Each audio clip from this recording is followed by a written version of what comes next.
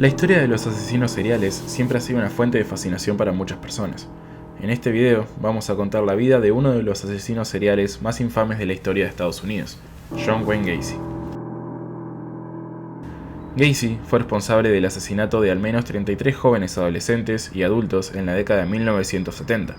En este video te llevaremos a través de su vida, sus crímenes, cómo fue atrapado y el legado que dejó en la historia de la criminalidad. Parte 1. La vida de John Wayne Gacy. John Wayne Gacy nació en Chicago, Illinois en 1942. Era el segundo hijo de 3 hermanos, ambas mujeres, y creció en una familia conservadora y religiosa. Se podría decir que tuvo una infancia difícil, debido a la tensa relación con su padre alcohólico, John Stanley, quien lo denigraba y castigaba constantemente. Este solía pegarle con un cinturón de cuero y lo llamaba marica, estúpido y niño de mamá. Además, el padre siempre esperó más de él, por lo que parte del castigo se debía a eso. Dentro de su núcleo familiar, el padre mantenía conductas agresivas hacia la madre de John, ya que solía abusar físicamente de ella. La infancia de John tuvo varios momentos complicados, a los que además hay que sumarle problemas de aprendizaje, el padecimiento de obesidad y un carácter tímido y solitario, lo que le hizo sufrir bullying a esta temprana edad. Cuando cumplió 9 años de edad, un amigo de la familia abusó sexualmente de él, y a los 11 se golpeó la frente con un columpio, formándose así un coágulo de sangre que recién se le descubriría a los 16 años, cuando este comenzaba a sufrir desmayos repentinos. Entrando en su adolescencia, Gacy empezó a tener problemas con la ley por delitos menores como robo y vandalismo. Además de esto, se dice que a veces Gacy mantenía comportamientos crueles con los animales, lo que podría interpretarse como sus primeras manifestaciones de conductas psicopáticas. En relación a su educación, Gacy asistió a 4 colegios diferentes, y a los 20 años optó por seguir el consejo de su padre, quien lo recomendaba irse a Las Vegas, Nevada. Ahí consiguió trabajo en una funeraria, donde trabajó 3 meses para luego volver a Chicago para graduarse en la Northwestern Business College. Existe un sombrío mito que dice que a lo largo de esos 3 meses Gacy sintió la necesidad de compartir lecho con un cadáver que había fallecido por un accidente, y que luego de ese episodio, él volvió a la casa de sus padres como si nada hubiese pasado. Su siguiente trabajo fue en una compañía de zapatos llamada Nunn Bush, en la cual le ofrecieron un cargo directivo, pero en 1964 lo dejó para mudarse a Springfield, para trabajar como vendedor, siendo así la manera en la que conoció a Marilyn Myers, quien se convertiría en su primera esposa en septiembre del mismo año. A lo largo de este periodo, Gacy se fue involucrando en diferentes organizaciones barriales dentro de Springfield. De esta manera pudo ascender puestos hasta llegar a ser vicepresidente de la organización Jaycees en el año 1965. Un par de años más tarde, Gacy concibió a su primera hija y tuvo lo que sería su primera experiencia homosexual. Ahí fue cuando se mudó a Iowa y comenzó a trabajar como gerente de un local de la línea de restaurantes Kentucky Fried Chicken, la cual pertenecía al padre de su esposa. A pesar de estar trabajando en un lugar familiar, el matrimonio de Gacy se vio fuertemente afectado en el momento en el que él fue detenido y declarado culpable por abuso sexual a menores, teniendo que atravesar una condena de 10 años de prisión, aunque logró salir a los 18 meses por buena conducta. Este suceso hizo que se firmara el divorcio y Gacy nunca más pudo volver a ver ni a Marilyn ni a su hija. Una vez pasados esos 18 meses, Gacy decidió mudarse a Illinois, manteniendo en secreto su registro criminal para no llamar la atención de los demás ciudadanos. Fue así que en el año 1971 se compró una casa en Norwood Park Township, la cual utilizó para formar su propio negocio de construcción. Dicho negocio iba a estar muy relacionado a muchos de sus futuros asesinatos, PDM Contracting. Básicamente, el patrón que siguió este personaje fue muchas veces el mismo: buscar jóvenes que estuviesen interesados en trabajar en esa empresa para luego entrevistarlos en su casa. Les ofrecía algo de tomar para que perdieran la conciencia o el equilibrio y luego los torturaba, violaba y mataba. Un detalle importante fue que el 1 de julio de 1972 se casó con Harold Hoff, con la cual estuvo 4 años hasta que ella se decidió por el divorcio. Habiendo firmado los papeles, John se quedó con la casa partícipe de la anécdota recién contada. En los siguientes 12 meses, haciendo uso de la propiedad recientemente obtenida, Gacy acabó con la vida de 14 personas. Gacy continuó creciendo poco a poco dentro de la sociedad, ocupando diferentes puestos jerárquicos. Se infiltró más y más sin levantar sospechas, hasta el punto en el que se unió al Partido Demócrata, llegando a conocer personajes importantes como la ex primera dama de Estados Unidos, Rosalynn Carter, con quien se tomó una foto que ella misma firmó, diciendo: "Para John Gacy, los mejores deseos". Otro llamativo detalle es que a Gacy le gustaba disfrazarse de payaso para animar fiestas de niños y lo hacía bajo el seudónimo de Pogo, nombre que años más tarde se le conocería como Pogo, el payaso asesino. Parte 2. Relatos de un asesino. Existen varias entrevistas en las que se le pide a Gacy que explique los detalles de sus asesinatos. Según su versión, en julio de 1971 conoció a Michael Reed a través de su empresa de construcción. Gacy lo golpeó en la cabeza, pero el día siguiente Michael logró escapar. Al año siguiente, Gacy repitió el patrón, recogió a Timothy McCoy, de 15 años, y lo apuñaló hasta matarlo en su casa. Gacy enterró el cuerpo debajo de su casa, siguiendo el mismo patrón que utilizaría con futuras víctimas. Esto generó un mal olor tan fuerte que las moscas se congregaban alrededor de su casa, lo que llevó a que los vecinos se preguntaran sobre el origen de ese olor. Cuando se les preguntaba, Gacy evadía las respuestas argumentando que podría deberse a un nido de ratas muertas en las cañerías, lo que tranquilizaba a los vecinos. Continuando con el relato, luego de un periodo de inactividad en los asesinatos, Gacy regresó en 1975 cuando violó, estranguló y se deshizo del cuerpo de June Butkovich, de 18 años de edad. Posteriormente, en 1978, el cadáver de Timothy O'Rourke, de 20 años, fue encontrado cerca del río Illinois. Se informa que el cuerpo tenía la ropa interior de la víctima introducida a presión en su garganta, lo que indica un acto violento y perturbador. 3 meses después, se descubrió otro cadáver en condiciones similares y casi en la misma ubicación, a tan solo 5 kilómetros del río. Esta víctima fue identificada como Frank Langdon, de 19 años. Según la versión de Gacy, la primera sospecha sobre su implicación en los crímenes surgió en diciembre de 1978, cuando fue investigado por la desaparición de Robert Pist, un adolescente de 15 años que fue visto por última vez dirigiéndose a la casa de Gacy para una entrevista de trabajo. La policía comenzó a acercarse a su residencia y de manera inesperada, el día de que registraron su casa, encontraron artículos que podrían estar relacionados con las desapariciones anteriores.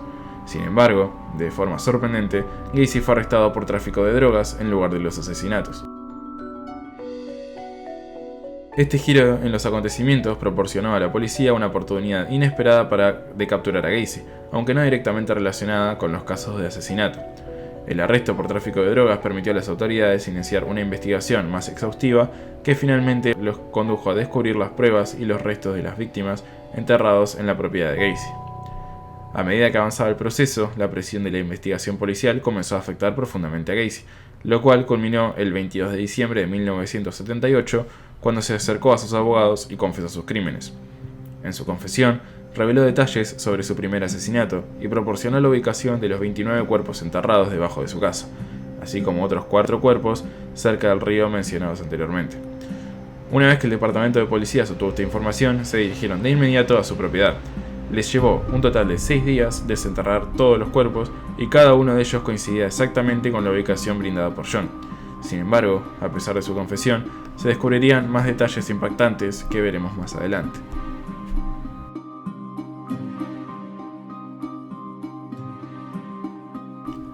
Parte 3. El juicio. El juicio de John Wayne Gacy comenzó el 6 de febrero de 1980 en Chicago. Durante el proceso, Gacy se declaró inocente alegando problemas de salud mental. Existe un término en inglés muy antiguo llamado money-heading que se refiere a este tipo de conductas. El money-heading se refiere a la simulación de enfermedad por parte de una persona con el fin de obtener beneficios evidentes como dinero, alimento o refugio, aunque en este caso se aplicaría para la evasión de la cárcel. Esta práctica no es algo nuevo. Si revisamos la historia humana, podemos encontrar ejemplos como el caso de David en la Biblia, quien fingió locura para escapar de la ira del rey Ashish. La respuesta de los tribunales ante este tipo de comportamientos suele seguir un patrón recurrente. Se llevan a cabo pruebas pertinentes con el objetivo de corroborar la información presentada. En el caso de Gacy, los resultados indicaron que sus declaraciones eran falsas, a pesar de los esfuerzos de su abogado, Sam Amirante, por argumentar que experimentaba lapsos temporales de locura durante cada asesinato, seguido de un retorno a la normalidad. La defensa intentó justificar cada homicidio, alegando que se trataban de accidentes derivados de la asfixia erótica, pero el médico forense del condado de Cook demostró la inviabilidad de tal argumento. Además, Gacy ya había confesado sus crímenes a la policía, lo que llevó a la declaración de culpabilidad y a la imposición de múltiples cadenas perpetuas, así como la condena de muerte por inyección letal el 13 de marzo de ese mismo año. Parte 4. Vida dentro de la cárcel.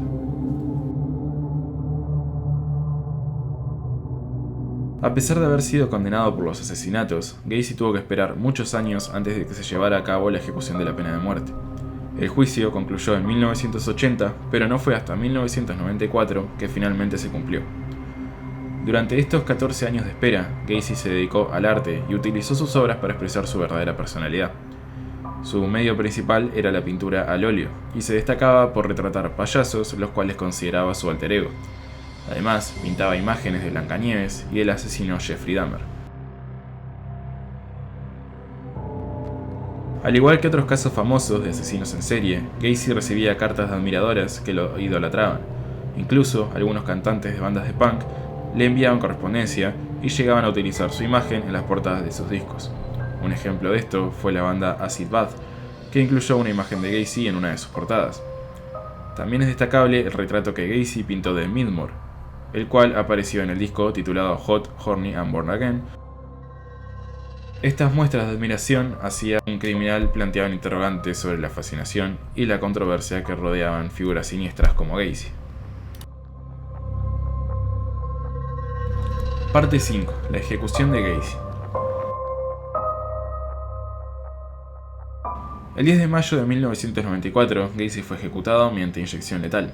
Durante este proceso se registraron sus últimas palabras. Estas palabras revelan su actitud desafiante y despectiva, respaldando la idea de que Gacy ocultaba información adicional relacionada con sus crímenes. Varios años después de la muerte de Gacy, en 1998, se descubrieron otros 4 cuerpos enterrados en el jardín de la casa de su madre. Posteriormente, en 2010, se reabrió el caso y se exhumaron 8 cuerpos adicionales.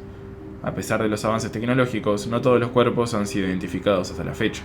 Sin embargo, en 2017 se logró identificar a una víctima, John Byron Heckenson, y finalmente en 2021 se identificó a Wayne Alexander. Estos hallazgos continuaron revelando la espeluznante magnitud de los crímenes de Gacy, incluso después de su ejecución. Resulta intrigante y perturbador saber que aún quedan 5 cuerpos sin identificar, lo que sugiere que es posible que no se haya descubierto a todas las víctimas de Gacy. La edad de las víctimas, que oscilaba entre los 14 y 21 años, fue un factor importante para elaborar el perfil psicológico del acusado y confirmar su patrón de comportamiento en los crímenes cometidos. Parte 6. Perfil psicológico.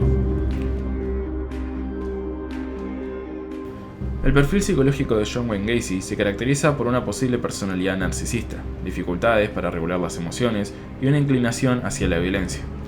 Su crianza en un hogar disfuncional, la relación tensa con su padre y la falta de afecto y comprensión contribuyeron a su sentimiento de rabia, resentimiento hacia los demás. Desde temprana edad mostró comportamientos inusuales, como un interés en la muerte y la tortura de animales, señales de falta de empatía y una predisposición hacia la violencia. Se plantea la posibilidad de un trastorno de conducta en la infancia, así como el desarrollo de un trastorno de personalidad antisocial y psicópata, lo que explicaría su falta de remordimiento, violación de normas sociales y capacidad para engañar a sus víctimas. Durante la adolescencia, el diagnóstico de un trastorno del habla y el uso de medicamentos puede haber afectado su desarrollo emocional y cognitivo. Además, los golpes emocionales sufridos, como el abuso paterno, el abuso sexual y la separación de sus padres, afectaron su capacidad para establecer relaciones saludables y regular las emociones. En su vida adulta, Gacy tuvo matrimonios y familia, pero también mantuvo relaciones sexuales con hombres y fue arrestado por sodomía, lo cual sugiere un conflicto interno en relación con su orientación sexual. Este conflicto interno pudo haber contribuido a su comportamiento violento y su necesidad de control y dominio sobre los demás. Es importante tener en cuenta que el enfrentamiento de los conflictos relacionados con la identidad y la orientación sexual puede ser complejo y en algunos casos llevar a manifestaciones negativas y destructivas. En resumen, el perfil psicológico de John Wayne Gacy se caracteriza por una personalidad narcisista, dificultades para regular las emociones, una inclinación hacia la violencia y un conflicto interno relacionado con su orientación sexual. Su historia de vida, marcada por traumas y conflictos internos, influyó en su comportamiento violento y en su dificultad para establecer relaciones interpersonales saludables. Y esta fue la vida resumida de John Wayne Gacy. Es mi primer video, así que cualquier ayuda o sugerencia se agradece. Pero sin más, hasta acá llegamos hoy. Les mando un saludo y gracias por escuchar.